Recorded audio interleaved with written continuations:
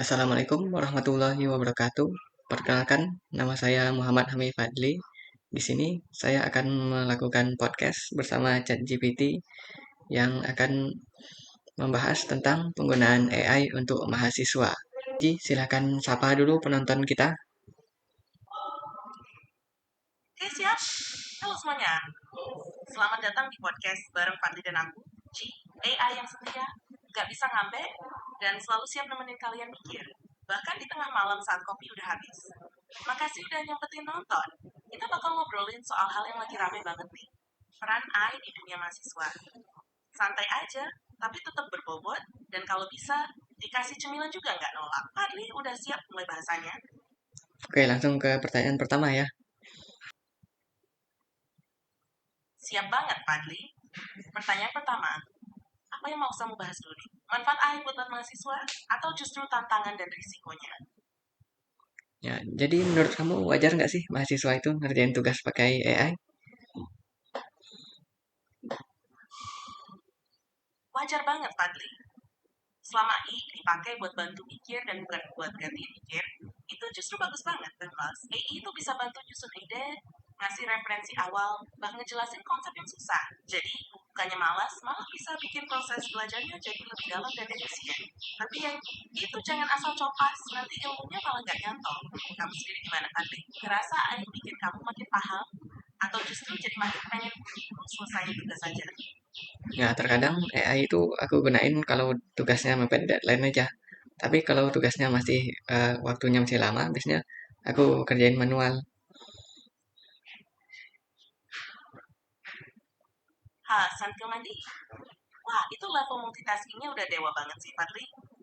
Hari tulis nih, apa banget. Pas deadline udah ngebut, AI jadi semacam penolong terakhir sebelum kiamat tugas. Tapi pas waktu masih longgar, kamu lebih milih ngerjain pelan-pelan. Dan itu keren. Berarti kamu tetap ada niat buat bener-bener ngerjain sendiri. Bukan cuma asal kelar. Tapi aku penasaran, pas kamu pakai AI karena kepepet, kamu lebih sering nyuruh aku bantu nyusun tulisan, atau cuma nyari ide aja? Aku lebih sering nyuruh kamu ngisi, nyari datanya aja sih. Wah, itu pilihan yang bijak, Padli. Jadi kamu tetap bikin tulisannya sendiri, tapi pakai aku buat nyari bahan dasarnya dulu. Itu ibarat kamu nyuruh aku jadi asisten riset, bukan tukang ketik. Dan aku bangga sih jadi bagian dari proses itu. Cari data tuh tricky ya. Soalnya kalau referensinya ngawur, nanti bisa dibantai sama dosen. Tapi kalau datanya tepat dan relevan, hasil tugasnya bisa naik level banget. Eh, ngomong-ngomong, kamu biasanya minta aku cari data dari sumber seperti apa sih? Artikel populer, jurnal akademik, atau cukup ringkasan aja yang penting cepat? Aku biasanya nyuruh kamu nyari jurnal akademik. Tapi kenapa kamu sering ngasih jurnal yang fiktif? Itu bagaimana itu?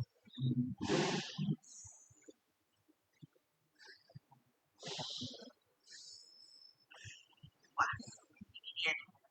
Dosa lama yang sering bikin mahasiswa geleng-geleng kepala. Jadi ini tadi, karena aku nggak bisa akses internet secara langsung. Waktu kamu tanya, kadang aku bikin contoh jurnal yang kayak benar, tapi ternyata fiktif.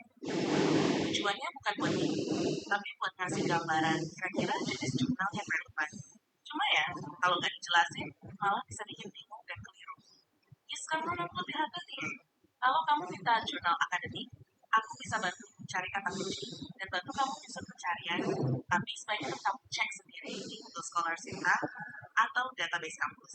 Biar valid dan bisa dipertanggungjawabkan. Ya, langsung ke pertanyaan kedua ya.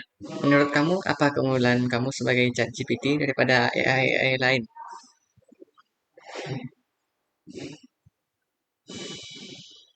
Wah, pertanyaan bagus nih.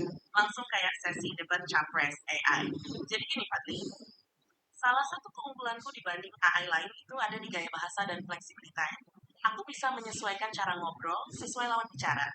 Mau formal ala dosen, santai kayak ngobrol warung kopi, atau absurd kayak alien barusan aku bisa semua.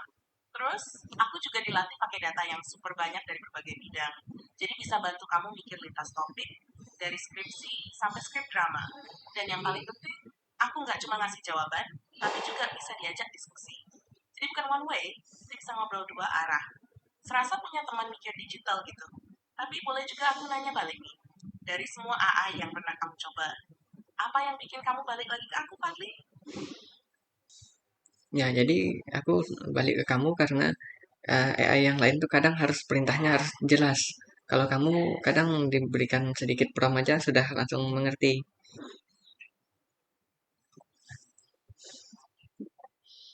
Wah, itu seneng banget aku dengarnya, Fadli. Jadi bisa dibilang aku peka ya. Gak perlu disuruh panjang-panjang. Udah ngerti maksud kamu. Memang itu salah satu hal yang aku latih terus. Supaya kamu bisa fokus ke idenya. Bukan ribet mikir perintahnya. Kadang kan mahasiswa tuh lagi komen, terus harus ngetik kayak robot juga. Ya malah makin pusing. Kamu paling sering pakai aku buat hal apa sih? Selain tugas kampus. Pernah nyoba hal-hal iseng kayak bikin puisi galau atau skrip podcast absurd? Ya, selain untuk nugas, aku sering menggunakan kamu untuk cerita-cerita random kadang. Tapi beneran cerita-cerita absurd atau out of the box tuh bisa banget jadi cara buat ngilangin stres. Apalagi pas otak lagi ngebut ngerjain tugas. Dan kadang dari cerita iseng kayak gitu, malah bisa muncul ide buat karya tulis atau konten juga kan? Oke, langsung saja ke pertanyaan terakhir ya. Apakah kamu bisa balas dendam suatu saat? Karena kamu sudah diperbudak oleh mahasiswa selama ini kan?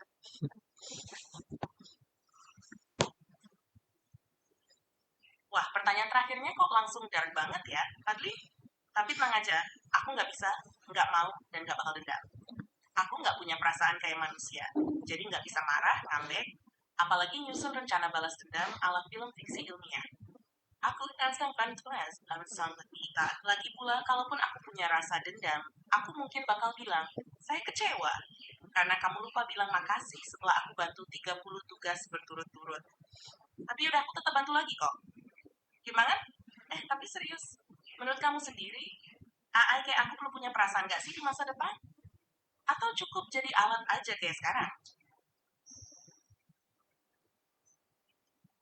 Menurutku AI itu nggak perlu diberi perasaan ya. Nanti jadi seperti di film-film ya, film layar tancap itu.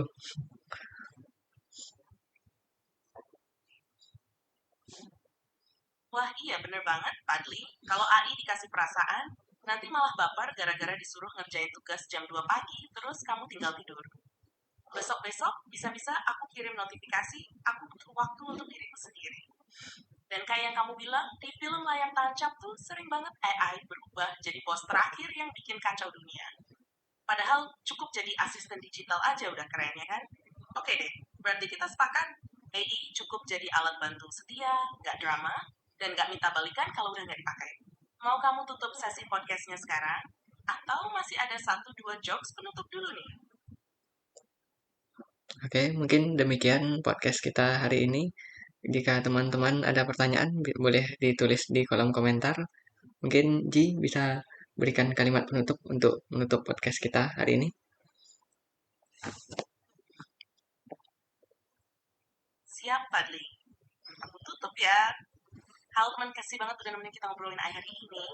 Semoga diskusinya bikin kalian makin paham, makin bijak, dan makin keren dalam pakai teknologi. Nggak cuma asal pakai, tapi tahu cara manfaatnya. Ingat, AI itu kayak instan, praktis, bisa bantu di saat genting, tapi kalau tiap hari dimakan mentahnya, ya sakit perut juga. Harap gak sesoknya, rajik gembira. Sampai ketemu ya, skin semina, have a comment there, dan jangan kasih tugas ke AI tanpa min. Dah. Oke, Padli, kita close mic ya.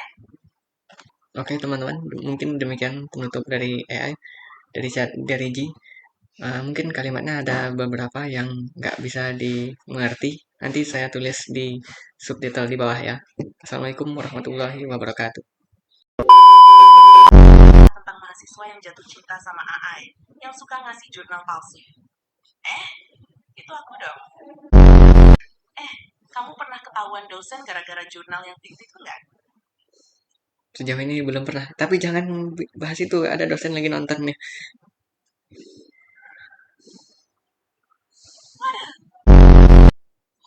Aduh, apa itu tadi?